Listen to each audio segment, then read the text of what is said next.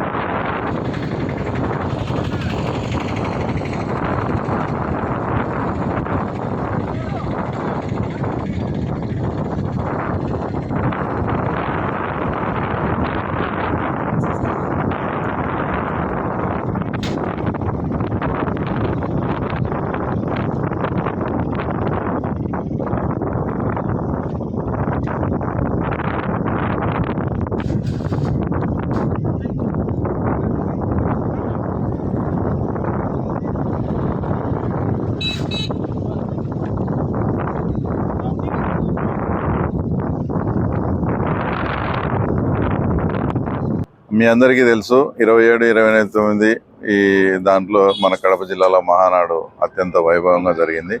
ఆ ప్రోగ్రాం కూడా విజయవంతమైంది. అందులో భాగంగా మేమేదో రాజశేఖర రెడ్డి గారి విగ్రహాలకు ఏదో కట్టామని రాద్ధాంతం చేసి కొందరు వైసీపీకి చెందిన దుండగులు మేము ప్రోగ్రాం అయిపోయిన తర్వాత తీసేస్తాము, రాజశేఖర రెడ్డి గారు అంటే మీకన్నా మాకే ఎక్కువ గౌరవము, మీరు ప్రతి సెంటర్లో కూడా ఎక్కడ స్పేసే ఇవ్వకుండా ప్రతి సెంటర్లో కూడా రాజశేఖర రెడ్డి గారి విగ్రహమే కట్టారు. కాబట్టి మేము విధి లేని పరిస్థితుల్లో ఇక్కడ అనంతపూర్ జిల్లా నుంచి వచ్చే వాళ్ళకు భోజన కార్యక్రమాలు ఇవన్నీ ఏర్పాటు చేస్తున్నాం. వాళ్లకు పలానా చాట భోజనం ఉందని తెలిసే విధంగా ఒక 3-4 సెంటర్లలో మాత్రమే మేము కట్టాము.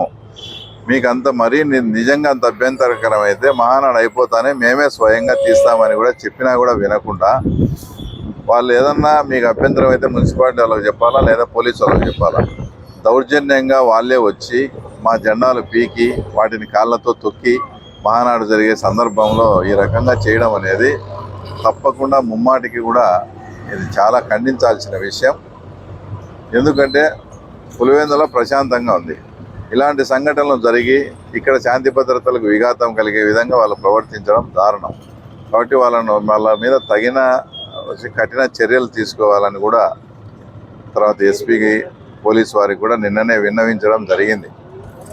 మేము నిజంగా పులివెందుల్లో రాజశేఖర రెడ్డి అభిమానులు కానీ రాజశేఖర రెడ్డి కుటుంబానికి చెందిన వాళ్లకు మేము ఒకటే విజ్ఞప్తి చేస్తూ ఉన్నాం.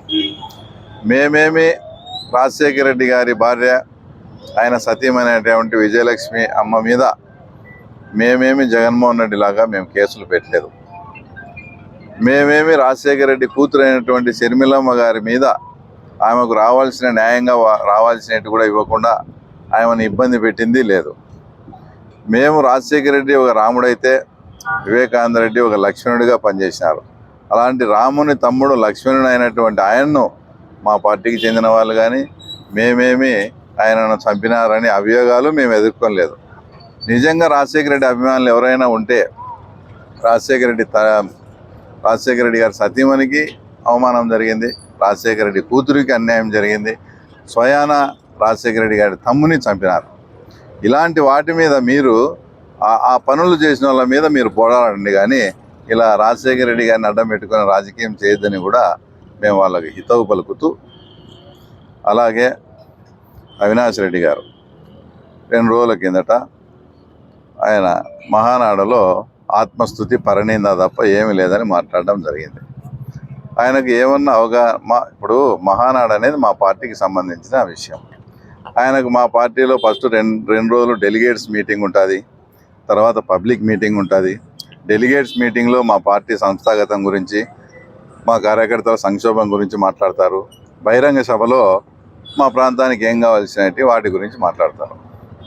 ఈయన ఆ విషయాలన్నీ కూడా తెలుసుకోకుండా 3వ రోజు ఏం జరుగుతుంది అనకుండా 2 రోజులకే అక్కడ ఏంది లేదు, ఆత్మస్థుతి పరనింద అది ఇదని వచ్చి మహానాడు గురించి మాట్లాడడం జరిగింది. అంటే ఒక కోయిల తొందరపడి ముందే కూసిందంటారు చూడు, అలాగా.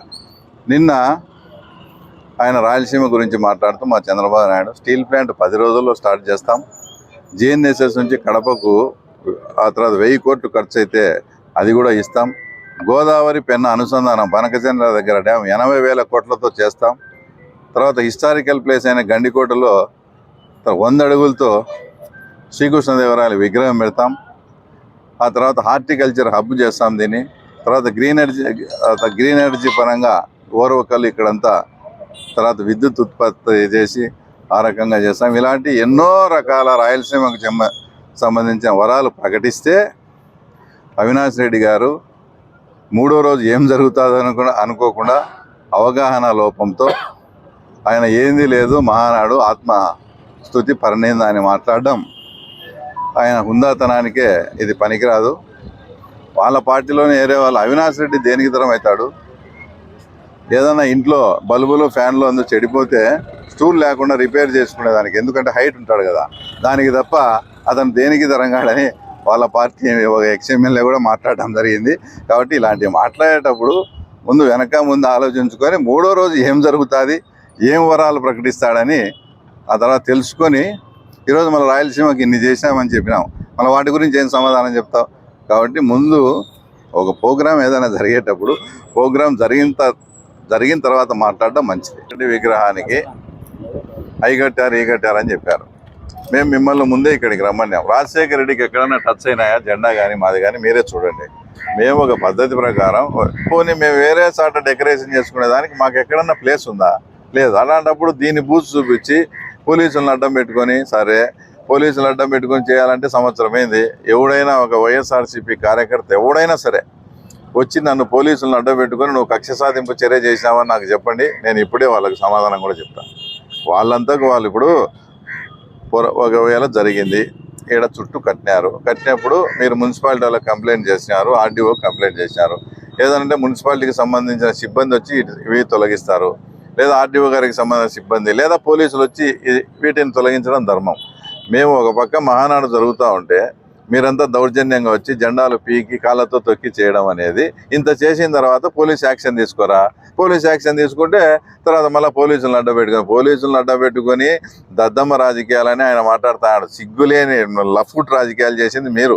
కడప నుంచి నేను వస్తా అంటే యోగివేమ యూనివర్సిటీ కాడ పోలీసు వాళ్ళు కదా నన్ను అరెస్ట్ చేసి ప్రైవేట్ వాళ్ళకి అప్పగించింది మీరు. మళ్ళీ పోలీసుల గురించి మీరు దాని గురించి మాట్లాడడం, పోలీసులు అడ్డపెట్టుకొని కాదా నువ్వు కర్నూలులో సిబిఐ కేసు నుంచి బయటపడింది. ఒకసారి చూడు, మాట్లాడేటప్పుడు ఏం మాట్లాడతారు ఏమనేది కూడా వెనక ముందు చూసుకోరా. అదే పోలీసులు, ఆంధ్ర పోలీసులు లేకపోతే సిబిఐ వాళ్ళు నిన్నెప్పుడూ అరెస్ట్ చేసిండ్రు. ఎవడు కూడా కన్న తల్లిని కూడా రాజకీయాల్లోకి నీ స్వలాభం కోసం ఆ తర్వాత దీంట్లోకి ఈడ్చరు, లాగరు. అలాంటిది మీ తల్లిగారు అంటే మాకు అందరికీ కూడా గౌరవం. ఆయన ఎప్పుడు బైబిల్ పెట్టుకొని వేరే విషయాలు కూడా, అలాంటి ఆయనను కూడా లేని జబ్బును సృష్టించి హాస్పిటల్లో పెట్టి ఆంధ్ర పోలీసులను అడ్డపెట్టుకొని తప్పించుకుంది నువ్వు మళ్ళీ పోలీసుల గురించి మాట్లాడడం, ఇంకా దీనికి ఏమనాలో కూడా నాకు అర్థం కావడం లేదు. చర్య చేస్తారని చెప్పమని అట్లే వాని ముందనే సమాధానం చెప్తా, సమాధానం నచ్చకపోతే నేను రాజీనామా చేస్తా. మీరు తప్పు చేసి పోలీసులు యాక్షన్ తీసుకుంటే పోలీసులను అడ్డపెట్టుకుంటారంటే దానికి నేనేం చేయలేను. నేను మననే చెప్పిన, మా నాన్న మేము మసాలా దోశ తింటా అంటే అనవసరంగా వచ్చి చేయొద్దండి, మమ్మల్ని కెలుకుతే ఇట్లే ఉంటుంది.